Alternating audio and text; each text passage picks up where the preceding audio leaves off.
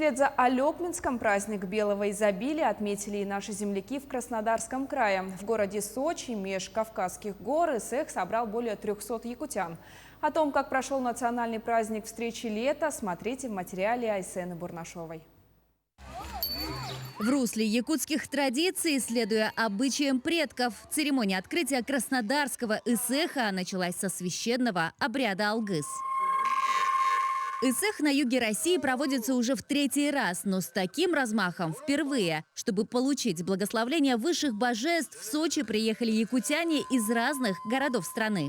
Так как у нас ИСЭХ нету в Якутии, вот мы бабушку с собой привезли и семьей приехали сюда отдыхать и попали в ИСЭХ.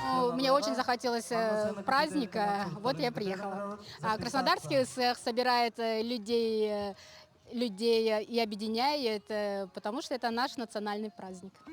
Якутск, Петербург, Москва, города Кубани, якутяне с юга России. Рекордное для Краснодарского ИСЭХа число гостей более 300 человек. Главное содержание праздника – диалог с миром природы. Отсюда и насыщенная культурная программа с обрядами очищения и поклонения верхним божествам Аи. Ну и, пожалуй, ключевым событием ИСЭХа Краснодарского края стал Асохай. Национальный танец собрал всех гостей в единый хоровод. От чистого сердца, конечно. В общем, это не коммерческий проект. Мероприятие организовано чисто на собранные средства от наших спонсоров. Это якутяне, которые занимаются бизнесом в Краснодарском крае. Я считаю, что праздник удался. Неимоверное счастье, что мы, несмотря на то, что живем далеко от своей малой родины, все приехали.